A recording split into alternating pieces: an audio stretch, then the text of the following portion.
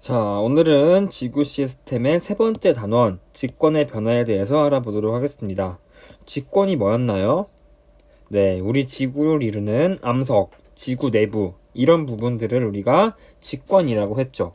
이러한 직권이 가만히 있는 게 아니라 변화한대요. 자, 직권이 변화함으로써 우리가 어떤 현상들이 나타나고, 그리고 직권이 어떤 식으로 변화하는지에 대해서 이번 단원에 배우도록 할 거예요. 이번 단원 내용은 우리 사회 시간에도 배웠던 내용이고 상식적인 내용, 그리고 우리가 당연히 알고 있던 내용들이 많이 있으니까 부담 없이 접근할 수 있을 거라고 생각이 들어요. 그럼 오늘 내용 본격적으로 알아보도록 하겠습니다. 자, 먼저 첫 번째로 나오는 게 지진과 화산 활동이에요. 자, 여기 사회 시간에 배웠죠. 선생님이 알기로 1학기 중간고사 시험범위였던 걸로 알고 있는데, 지도를 볼까요? 그림. 자, 먼저 왼쪽에 있는 거는 지진 발생 지역을 나타낸 거예요. 자, 지진 발생 지역이 마치 띠 모양처럼 이렇게 분포하고 있는 걸 볼 수 있죠. 그래서 지진이 자주 일어나는 지역을 우리 뭐라고 부르나요? 네, 지진대라고 부르죠. 그래서 1번에 지진대라고 쓰면 되겠죠. 그 다음에 오른쪽 그림을 보면 화산활동 지역, 화산이 자주 일어나는 지역을 마찬가지로 지도에 나타낸 거예요. 자, 어때요? 화산 활동이 자주 일어나는 지역도 이렇게 마치 띠 모양처럼 분포하고 있는 걸 볼 수 있죠. 그래서 화산 활동이 자주 일어나는 지역을 우리가 화산대라고 합니다. 화산대. 자, 그렇다면 여기 왼쪽에 있는 지진대, 그리고 오른쪽에 있는 화산대, 지진과 화산 활동 지역의 분포가 어떤 관계가 있나요? 네, 지진대와 화산대는 거의 일치하는 관계를 보이고 있죠. 그리고 이런 지진대와 화산대는 주로 대륙 주변부에 띠 모양으로 분포하는 모습을 볼 수가 있습니다. 그리고 이러한 대륙의 주변부는 주로 어떤 지역이냐면 우리가 판의 경계라고 볼 수가 있죠.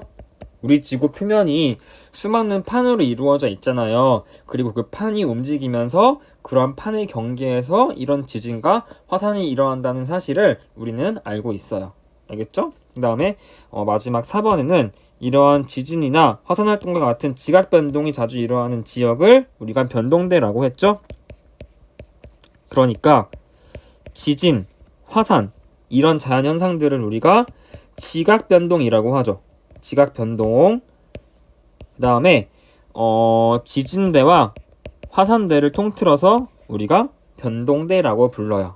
알겠죠? 그래서 이렇게 지진이나 화산 활동과 같은 지각 변동이 자주 일어나는 지역은 우리 이렇게 그림에서 보는 것처럼 어떤 특정 지역에만 분포하고 있는 모습을 볼 수가 있어요. 알겠죠? 그래서 이렇게 우리가 지진대와 화산대에 관한 내용을 간단하게 정리를 해봤고요. 그 밑으로 넘어가게 되면은 직권의 변화와 판 구조론에 대해서 나오고 있어요. 여기서는 우리가 판이란 무엇이고, 그리고 판 구조론이라고 하는 이론이 무엇인지에 대해서 정리해 보도록 하겠습니다. 그래서 먼저 우리 판이 뭐예요? 판은 우리가 이렇게 지도에서 볼 수 있는 것처럼 지구를 이루고 있는 크고 작은 암석 조각들을 우리가 판이라고 하죠. 이 그림에서 보면 필리핀판, 태평양판, 나스카판, 남아메리카판, 북아메리카판, 이렇게 다양한 판들로 이루어져 있는 모습을 볼 수가 있어요. 그래서 여기 동그라미 1번에 지구의 표면을 이루고 있는 크고 작은 조각들을 우리가 판이라고 불러요. 마치 퍼즐같이 생겼죠. 자, 그리고 이러한 판을 우리가 딱딱한 암석으로 이루어져 있는 부분이라고 해서 다른 말로 암석권이라고도 불러요. 암석권. 판, 암석권. 똑같은 말이에요.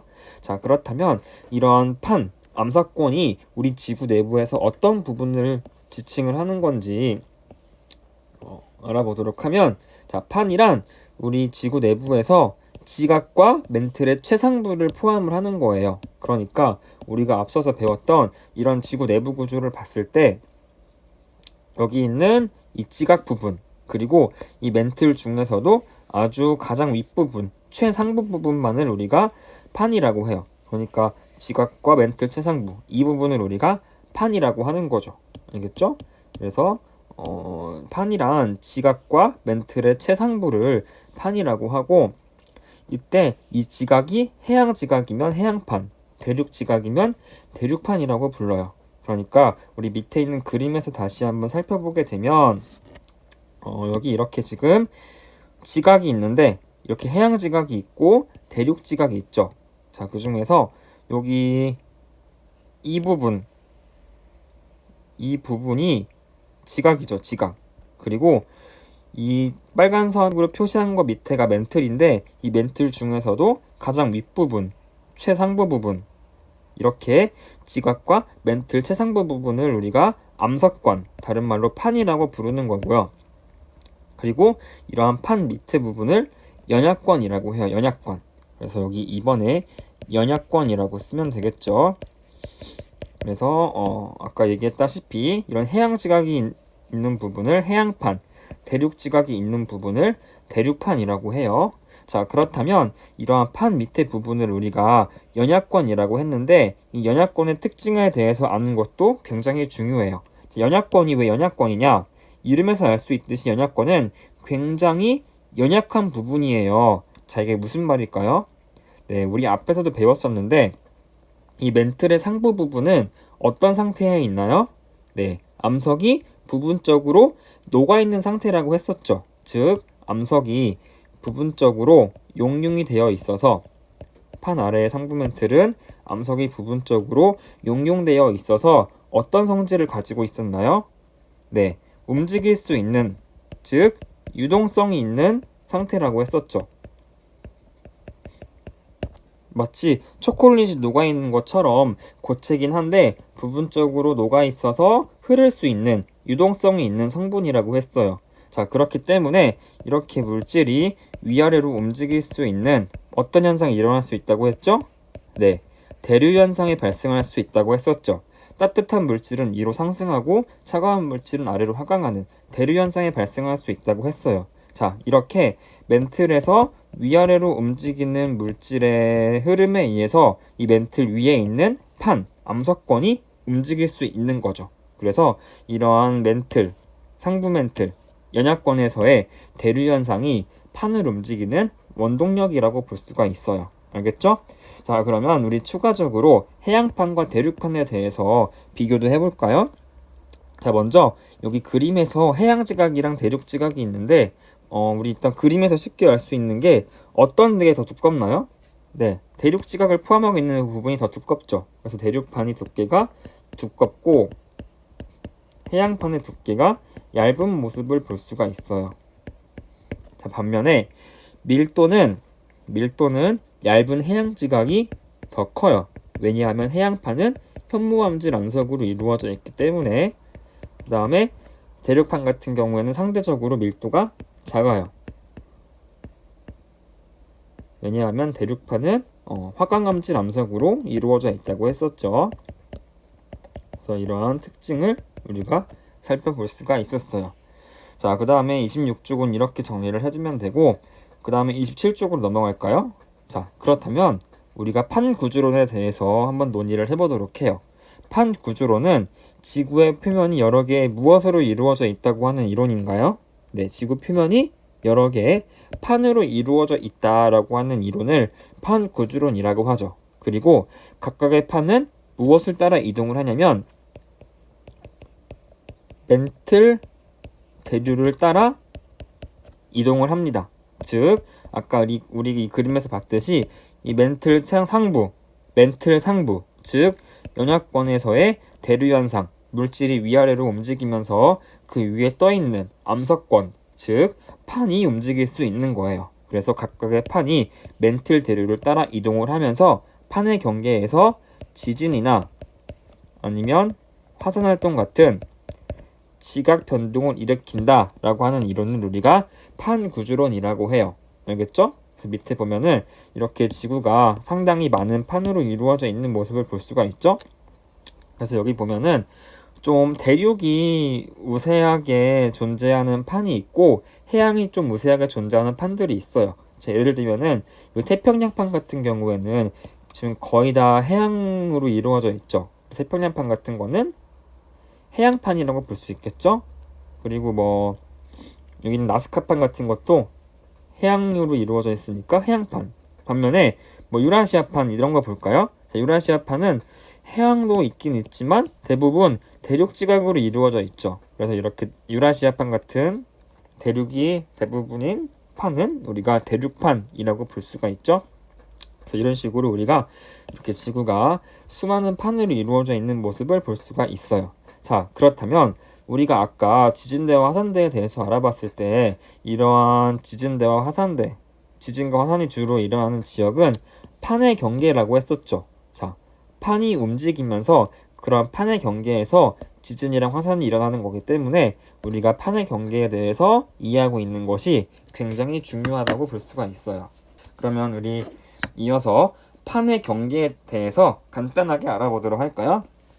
자, 우리가 판의 경계는 판의 이동 방향에 따라 구분을 할 수도 있습니다. 판의 이동 방향. 판이 어느 쪽으로 이동을 하냐에 따라서 세 가지로 구분을 할 수가 있는데 밑에 그림에서 볼 수 있는 것처럼 판의 경계는 발산형 경계, 그리고 수렴형 경계,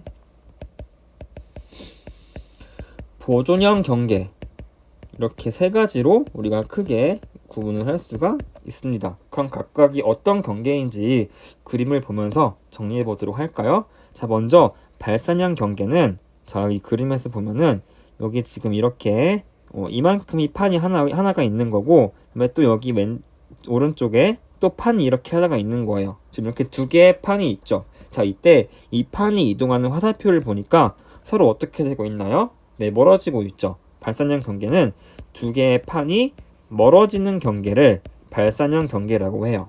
알겠죠? 그 다음에 보존형 경계도 있고 수렴형 경계도 있는데 수렴형 경계부터 볼까요? 자, 수렴형 경계는 마찬가지로 이렇게 두 개의 판이 맞닿아 있는데 화살표를 보니까 이번엔 판이 서로 어떻게 되고 있나요? 네, 서로 가까워지고 있죠. 그래서 수렴형 경계는 두 개의 판이 가까워지는 경계를 수렴형 경계라고 합니다. 알겠죠? 그 다음에 마지막으로 보존형 경계도 보면은 보존형 경계도 이렇게 두 개의 판이 있는데 이번에는 두 개의 판이 가까워지거나 멀어지고 있지 않죠. 이렇게 서로 어긋나고 있는 모습을 볼 수가 있어요. 그래서 보존형 경계는 두 개의 판이 어긋나는 경계라고 볼 수가 있습니다. 자, 그러면 각각의 경계가 어떤 특징을 가지고 있고 이러한 경계에서 어떤 지형이 나타나고 그리고 지진이나 화산 같은 활동들이 어떻게 나타나는지 우리가 알아야 되는데 이 내용은 또 굉장히 중요하기도 하고 좀 오래 걸릴 것 같아서 우리 다음 시간에 배우도록 해요. 그리고 잠깐 학습지 28쪽으로 넘어가서 직권의 변화가 지구 시스템에 미치는 영향에 대해서 알아보도록 합시다. 자, 직권의 변화라는 게 뭐예요? 판이 이동을 하는 거죠. 그리고 이로 인해서 지진이나 화산과 같은 지각 변동이 일어나는 것을 우리가 직권의 변화라고 볼 수 있어요. 자, 그러면 이러한 현상들이 지구 시스템에 어떤 영향을 미치냐 라는 건데 대표적으로 우리 교과서에는 화산 분출이 우리에게 어떤 영향을 미치는지에 대해서 나오고 있어요. 그래서 이거는 아주 간단하고 쉬운 내용이니까 한번 다 같이 보도록 합시다. 먼저 화산 분출이 우리에게 어떤 나쁜 영향을 미치느냐. 첫 번째로 화산이 이제 폭발을 하게 되면은 기권으로 화산재, 화산가스 이런 것들이 막 분출이 되죠. 그러니까 앞에서 나왔던 건데 화산 폭발이 하면은 뭐 화산재나 화산가스가 지구의 대기권을 뒤덮여요. 그러면 이게 마치 가림막, 우산 이런 역할을 한다 그랬죠. 자, 그러면 이 태양 에너지가 지구로 도달할 수 있을까요?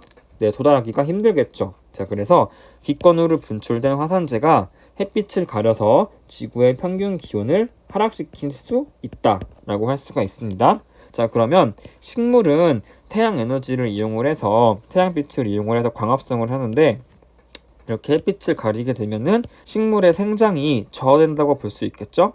그다음에 두 번째로 화산 분출 또는 이런 지진 이런 것들은 우리가 살고 있는 건물을 파괴하고 산사태를 발생시킬 수가 있습니다. 그렇기 때문에 우리는 인공위성이나 내진 설계, 안전교육 등에 대한 대책을 마련을 해서 미리미리 대비를 할 수 있어야겠죠? 우리 지진이나 화산 나가지고 죽으면 안 되잖아요. 그렇죠? 그 다음에 화산 분출이 이렇게 나쁜 것만 있는 게 아니라 긍정적인 영향도 있어요. 어떤 것들이 있냐면 첫 번째로는 화산 분출물에 포함된 다양한 성분들이 토양을 비옥하게 만들 수 있습니다. 즉 비료가 될 수 있다는 거죠. 그리고 화산 분출은 우리에게 온천이라고 하는 귀중한 관광 자원을 주기도 합니다. 자, 우리 오늘 내용은 여기까지만 할 거예요. 우리 굉장히 일찍 끝났죠? 자, 일찍 끝난 이유가 무엇일까요? 네, 우리 오늘은 다음 시간에 이제 등교해가지고 하게 될 수행평가에 대한 안내가 있기 때문에 여기까지 하도록 할 거예요. 그러면 우리 다음 영상을 통해서 우리 다음 시간에 어떤 수행평가를 할 건지 보도록 합시다.